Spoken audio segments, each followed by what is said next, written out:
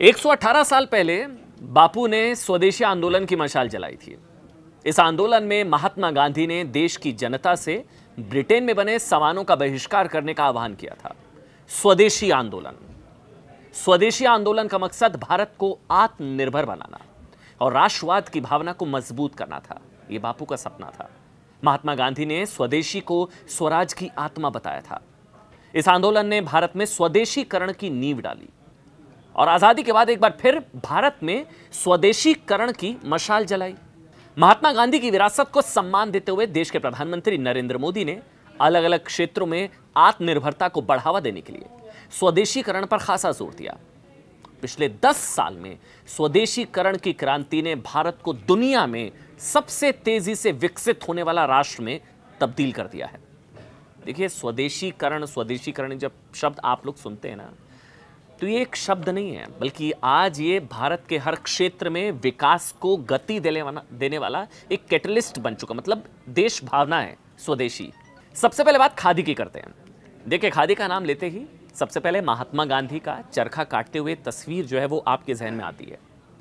पहला स्वदेशी आइकॉन माने जाने वाले खादी की पहचान लंबे समय तक नेताओं के पहनावे के तौर पर रही, लेकिन मोदी सरकार की कोशिशों ने खादी को देश का सबसे बड़ा स्वदेशी ब्रांड बना दिया।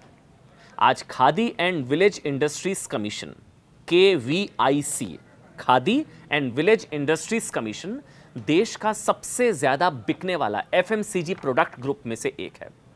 आजाद भारत के इतिहास में पहली बार KVIC के उत्पादों की बिक्री वित्त वर्ष 2023-24 में 1.5 लाख करोड़ के पार हो गई है। 1.5 लाख कोई सोच भी नहीं सकता था। यह स्वदेशीकरण की क्रांति 1.5 लाख करोड़ के पार। वित्त वर्ष 2022-23 में बिक्री का आंकड़ा 1,34,000 करोड़ के आसपास था और वित्त वर्ष 23-24 में KVIC की कोशिशों से गांवों और ऐसे इलाकों में 10 लाख से ज्यादा नए रोजगार पैदा हुए। 10 लाख से ज्यादा, जिसने ग्रामीण भारत की अर्थव्यवस्था को भी मजबूत करने का काम किया। स्वदेशीकरण की ताकत, स्वदेशीकरण की क्रांति। आज खादी के बने प्रोडक्ट लंदन, पेरिस, शंघाई के टॉप फैशन शो में भी शोकेस हो चुके हैं।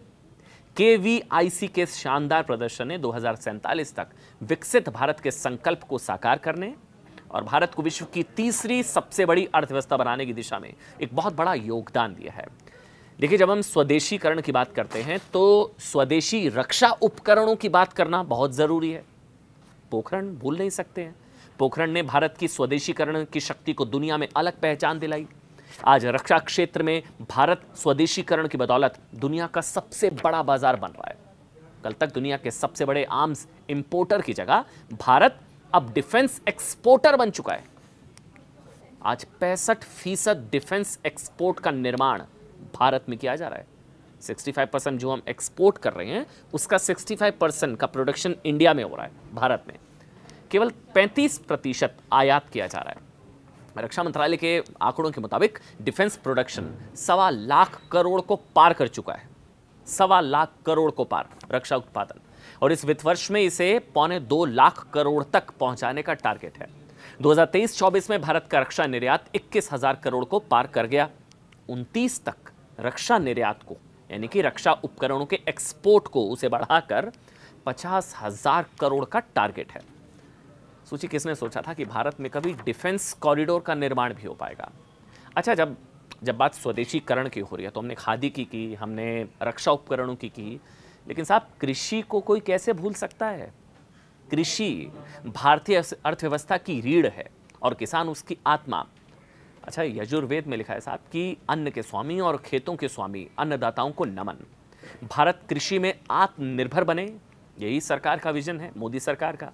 इसी कड़ी में भारतीय जलवायु के हिसाब से 109 किस्म की उन्नत बीजों का विकास किया गया। पीएम मोदी ने इन बीजों को किसानों को सौंपा और आज भारत नई हरित क्रांति के रास्ते पर आगे बढ़ रहा है।